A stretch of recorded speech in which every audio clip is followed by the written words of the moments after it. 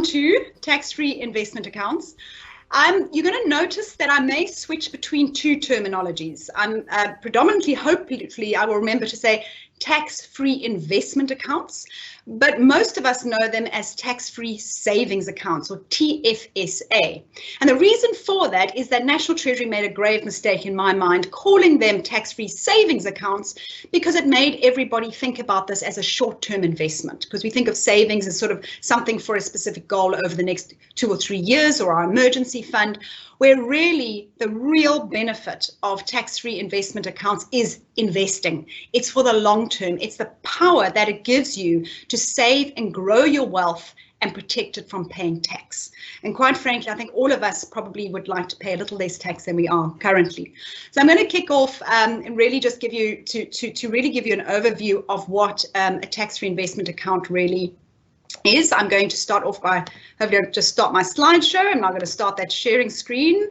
And so I'm going to the first thing I really want to chat about is just understanding that that tax is payable on all your investments. This is something that people are actually often surprised about. So somebody says they've been saving all their money and suddenly they realize they have to pay tax on it. And especially when somebody gets to retirement, they're often quite surprised by the fact that there is tax payable on absolutely every investment return that you get. So, you know, when we invest, we get things like interest income. So if we put money in a bank account, for example, we will earn interest. That is taxable. When we buy shares in companies, those companies pay us dividends. So if we buy shares in Pick n Pay or Nedbank, for example, it pays dividends twice a year, and those dividends are taxable. Capital, if you grow your capital, even if you buy property, you buy a house and you sell it for more than you bought it for. If you buy shares and they give you a great return and you sell them for a higher value, you pay capital gains tax. And finally, you have rental. Many of you will know you either perhaps rent out properties and earn an income, or you are paying rent. Rental income is taxable. So this is really about how do we perhaps lower the amount of tax that we're paying on all our investments. Because remember, if you think about it, in many cases, if you're investing in a unit trust or an exchange traded fund or anything, you've already paid tax. You received your income from your employer, you paid over quite a large amount of it to the tax man, and now you've invested this little amount that you've got left and you put it away and it's going to grow and give you great returns, you hope. And even after that, even after paying tax on your salary, you're going to be paying tax on those returns. So this is just a little bit of an idea of the investment taxes and how they work. So your tax on interest, this is quite important. Yes, you pay tax on interest. It gets added to your taxable income. So say, for example, you earn 100,000 Rand a year, or no, let's go higher than that because that's not taxable. So say you earn 500,000 Rand a year, and then you earn 100,000 Rand in interest from your investment, because you've got a big investment. That gets added to your taxable income. So your taxable income is now 600,000. But what's very important to understand is that there is a tax exemption. And this is going to be important for the rest of my slides, so keep this in mind. You do not pay tax on the first 23,800 Rand of interest earned. You do not pay it. That is already tax exempt. So you could theoretically invest nearly 500,000 Rand and get a 5% return. Remember those days, 5% return before they cut the prime rate so drastically. But you could get 5% return of nearly 500,000 Rand before you'll be paying tax on your interest.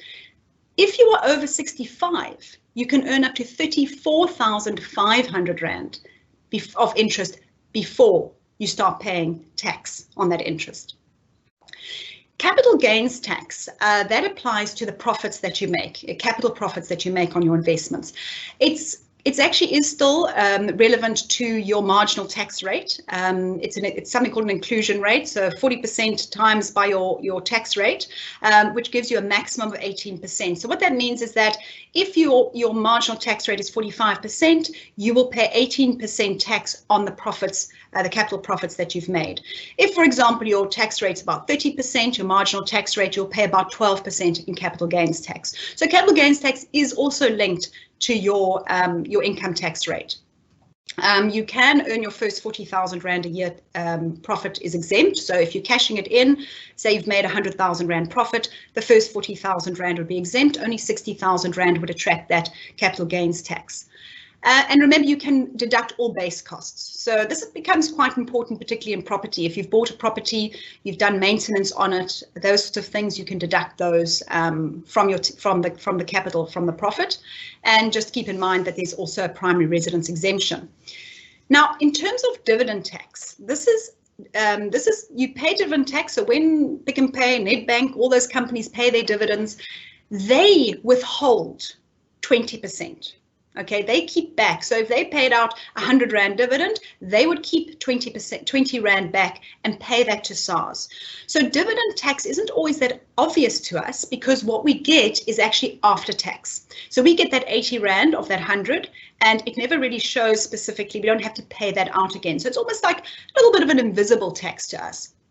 And of course, you also have property rental. If you are renting out a property, that is taxable, but you can deduct any interest on your mortgage from that taxable income. So I just wanted to give you a little bit of an outline so people understand, how the tax works and why there's all these taxes. No, I can't tell you why there's taxes, but there are taxes. So how does this fit in if you're trying to avoid taxation? Not avoid, that's a very bad word. You're never avoiding tax. How could you be more tax efficient? Okay, so there's some products that are designed specifically to be tax efficient. So how does tax-free investment accounts fit into those? So of course, many of us may be familiar with retirement funds. We know from our company pension fund or a retirement annuity that we may have, that they have a system of no tax, no tax, tax. So what that means is you are able, and this is why it's so powerful, to invest before you pay SARS tax on income tax. So if you're earning 500,000 Rand and you put 100,000 Rand into your retirement annuity, you can deduct that off as a taxable income and only pay tax on 400,000. Okay, obviously the minimum up to 27.5% of your taxable income. But the important thing here to understand is that you actually get a tax exemption before you even put that money into the investment. So that becomes a very powerful tool in trying to lower your income tax rate. Then this retirement fund grows and you pay none of those taxes I've just mentioned. You pay no tax on interest, no capital gains tax, no dividend tax in the growth of that investment. However, SARS always comes for their money, and when you retire, it is taxable. Or if you draw your retirement funds during your working lifetime, it is taxable. Okay, so it's no tax, you get the tax exemption when you contribute. You don't pay the investment taxes at the time, but when you come to draw it, you will be taxed basically as an income at that time. Tax-free investments, okay. Tax-free investments are tax, no tax, no tax. So you get your salary from your employer or from your business, you've already paid tax. You pay that over to SARS, that little bit that you get afterwards and that you put away, you've already paid tax on it. But if you put it into a tax-free investment account, it grows without any tax. There is no tax on interest, no tax on dividends, no tax on capital gains. So it grows tax-free.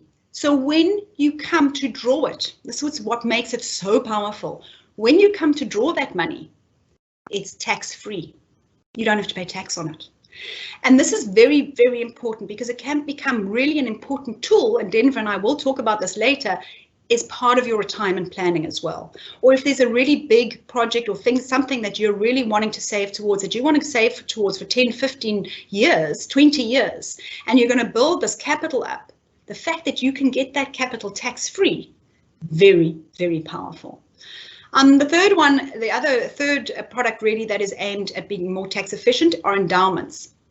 And I want to make this quite important point because I think sometimes people misunderstand endowments. Endowments are tax, and no tax. Now everyone's going to say to me, but no, endowment has no tax in the growth. No, that is not true. So with an endowment, it's like a tax-free savings account where it's after-tax money that you're investing. But an endowment does pay tax, but it's not you that pays the tax, it's the company, it's the insurer that you have your investments with, and they pay tax at the company tax rate. So for people who are on a 45% marginal tax rate, That's quite an attractive proposition. Instead of paying tax at 45%, I can put it in an endowment and my tax rate's effectively 28%. But for somebody who's got a tax rate of 25%, for example, that may not necessarily be the most tax efficient product. And when you cash in from an endowment, remember the tax has been paid within the product and within the policy, so you receive it net of tax. It doesn't affect your tax rate. So that's quite important just to understand how tax-free investments fit into this universe of tax-efficient products. Now, the details of a tax-free investment account. As I said, there is no investment tax, no capital gains tax, no dividend tax, no interest income. You can invest up to 36,000 Rand a year or 3,000 Rand a month if you had to do it as a monthly debit order, for example, but you can do 36,000 Rand a year. Now, many of you are going to be a little bit confused because you say, I thought it was 30,000. Some say, I thought it was 33,000. And that's because National Treasury has been lifting that amount every couple of years. So in 2015, when they first came out, it was 30,000 Rand. So you may be reading an article on a website, like my website, that was written in 2015, and it'll say 30,000. But that amount does increase over time, has been increased over time. So right now, it's 36,000 Rand a year. Another question that I got quite frequently through is people say to me, is this 36,000 Rand per tax-free investment account? So if I had 10, for example, could I do 360,000 Rand? No. That 36,000 Rand is in your name across any investments you have.